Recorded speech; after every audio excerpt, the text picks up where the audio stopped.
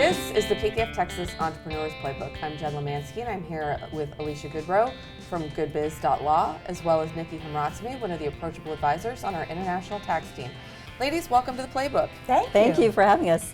So I've talked with Alicia in a previous episode about a new book that she calls it a collaboration work, really, but it's an ebook, and you're one of the collaborators, Nikki, with her. Yes. So how did that come together? Alicia, how did you connect with Nikki, and how did that happen? Well, I don't remember how we first met, but we now share a dozen clients. I think it was like maybe 2 years ago that Alicia approached me and she told me, hey Nikki, I'm writing this book and I would love for you to collaborate with me. And I was like, well, what an honor, because this woman is amazing. and it just started from there. It took a while because we're both busy, busy professionals, but we finally got it together.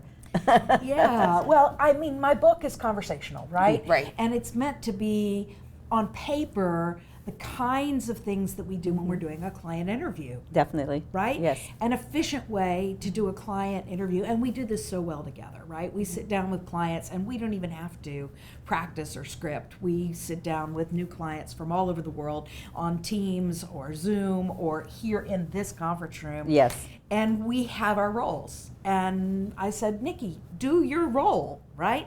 Write your chapter. And in fact, I think I even gave you a bunch of questions and said... Yes. She gave me a bunch of questions to get me going, and the questions were awesome. It just takes you through what kind of questions somebody who would come to the U.S. would ask from a tax perspective. And it took me through the journey as well, just to make sure, okay, to think through it a little bit more. So I was just so happy and so fortunate that Alicia gave me the opportunity to collaborate with her. So you guys mentioned, kind of that collaboration in terms of clients. What types of clients do you guys share? First of all, we share global clients, right? So we have clients in Mexico and Brazil and Australia and Spain and Italy, right? In the UK. Yes. I think that kind of covers it. Yeah, that covers it. I'm going to bring you a new client from Germany soon.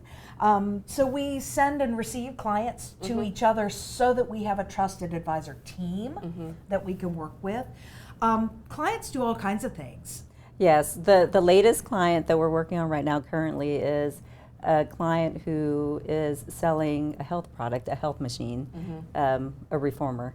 And they came to me through PKF Australia. One of my contacts at PKF Australia contacted me and said, hey, I have a client who wants to enter the U.S. market, and they want to enter through California. And my first thought was, well, I can help them from a tax perspective, but I need somebody who can help them from a legal perspective. And my first thought was Alicia, because Alicia has worked with me on quite a few clients that have come here from Australia, and some that are already here, and she's helping me with them too from a legal perspective. Right. And this is Texas, so we have clients globally who want to come into Texas because it makes sense for them. We have two clients, I think, that we share that are supporting the new Tesla facilities in Austin. Oh, cool. Right? And they're bringing part of the supply chain, both technology and equipment, into that chain. We have a shared client who actually is in the agricultural equipment business, and they buy machinery in the U.S. and export it to Brazil. Oh, wow. Most of these are products. Most of them are B2B, although sometimes we have B2C products too. Yes. And I help with the legal and the tax structuring from that perspective, but tax structuring doesn't happen unless you have tax compliance and you think about where the rubber meets the road, what returns are going to have to be filed, what the process is. I also really like that PKF has its business advisory services. Oh yes, so our business advisory services, they handle the accounting side. One of the things that foreign-owned companies don't realize is you need to make sure that you have good accounting, good bookkeeping set up in the U.S. And the accounting in the U.S. is a little bit different from overseas. Yes. Yeah. And we do have a business advisory group here who will handle the implementation for the software to use, the day-to-day bookkeeping, or the monthly bookkeeping, or quarterly. Or they can actually review the bookkeeping, the financials for our clients. From what countries are you typically seeing inbound work coming from? Well, right now, the biggest inbound source is Mexico. Mm-hmm. And there is so much Mexican money coming into the U.S. market, but specifically Houston. Yes. And some of our countries, some of our client companies start by just saying we're going to buy a house in the Woodlands. And we're going to buy a house in the Woodlands is a business transaction. Very much because so. A Mexican citizen who just says, I'm going to go buy a house in the Woodlands for cash, is creating estate tax problems, is creating income tax problems, is creating immigration problems. They need to think about any investment in the United States as a business transaction. So one of the key points in your chapter and in my first chapter is that you need to form a blocker company. So that's our magic term for your first tier U.S. holding company. So even if what you're doing is spending $2 million on a house in the Woodlands, you need a blocker company that is usually an LLC electing to be a C Corp as your entry point, because it blocks the Mexican family from a lot of these other tax implications. Yeah. And that's what we help out with. We help out with the compliance side. Yep. Once Alicia gets them structured, we take it from there and take care of the compliance side, from getting them set up with an employer identification number, the annual tax compliance as far as tax return filings, and figuring out, okay, this is what your structure looks like, and based on the structure and based on the ownership, this is what you need to file on an annual basis. Perfect. And first time basis too. Great. Well, you mentioned working with some other PCAF firms across the world. How has that worked? Well, it's fantastic. Yeah, I mean, they usually call you first. Yes, they usually call me first, and then I get them plugged in with Alicia. But we have maybe 2 or 3 phone calls with them together, so that we're on the same page. We're collaborating. They know what the structure looks like. I know what the structure looks like, and from then the company is formed, and then, like I said, PCAF takes it from there as far as the tax compliance. We hand off to the bankers and other advisors who need to come in, and I will serve as a bit of the quarterback, a bit of the train conductor, since we don't have quarterbacks overseas, right? Right. Who say, what other members of the team do we need to have, and how do we pull them in? I'll say that we have to draw lots of pictures. Yes. And we enjoy drawing those pictures together. Shout out to PKF Australia, because they help us draw pictures well. They understand. During a conversation, Nice. it was just just in time drawing. Just in time. Yes, just in time drawing, as we were talking about what we thought the structure should look like and the different entities, and Natalie Qua with PKF Australia. Fantastic. She just busted out her PowerPoint and just started putting these shapes and diagrams together. Tax lawyers and tax accountants speak a common language that looks like kindergarten. A lot of boxes and triangles and circles. Arrows and all of that. We're very visual. We're very visual, and we have to be, because we deal with complicated topics, and we need to be good communicators about them. I will say that one of the reasons we collaborate here so well is most other countries allow lawyers and accountants to practice in the same firm. Okay. In most places other than the United States, we would be part of the same professional services So the clients group. are used to kind of that duality coming in. They are, and we have to kind of imitate that and make our relationship seamless so that they don't feel like it's a hassle factor. Yes. Does that make yes. sense? Oh, yes.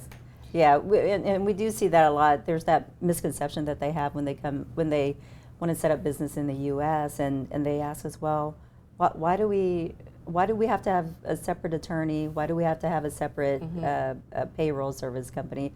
Why do we have to have a separate advisor? They don't realize that in the U.S. I can't practice law, and she can't practice accounting. Unless you've got those certifications. Unless we have those certifications. And so that's just one of the things that we have to educate our foreign-owned businesses on. Yeah, and I make the point in the book that if you're a very large company, a publicly traded company, you're probably going to use your existing very large and very expensive global advisor. Right. You're going to go to one of the big four accounting firms, Correct. right? You're going Yep. to be a global law firm. And they will have that integrated group of services. But if you're in the private company market, there's not the equivalent under a single roof. Right. And so right. through the book, we've simulated that one-stop shopping by Perfect. giving all the advisors a platform that's collaborative and integrated, even though we all have our own shingle. I'm Yeah. goodbiz.law and you're PKF Texas, but we can work seamlessly together. Now, have you all seen cultural differences come into play when you've been advising clients?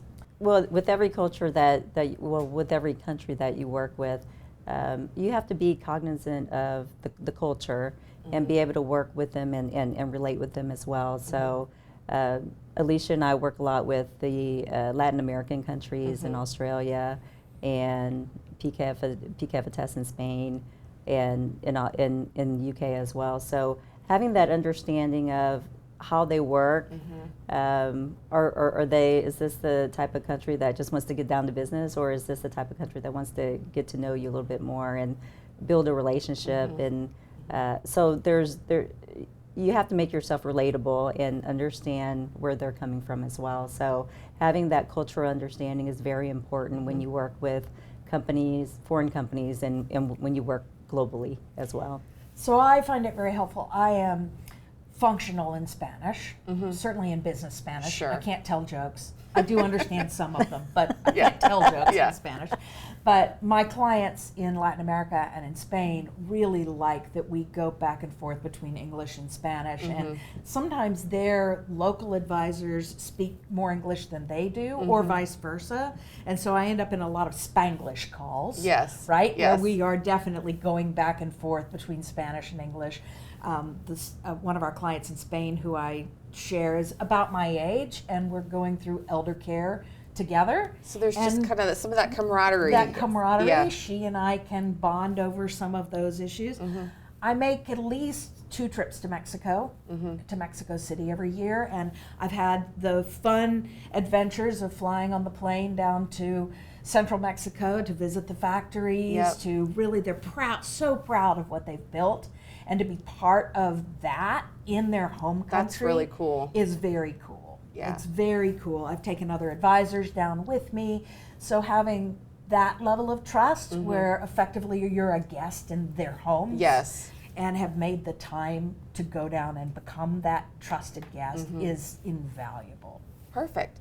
Well, one final question. Remind the viewers where they can download the book. Sure. So the book is called Pack Your Bags, a guide for global businesses entering the U.S. market. Right now, you can download the book at www.goodbiz.law. Goodbiz.law. Well, thank you, ladies. I appreciate it, and we'll get you guys back to talk about some more international business topics. Sound good? That's awesome. Thank you. This has been another Thought Leader production brought to you by pkftexas.com. Tune in next week for another chapter.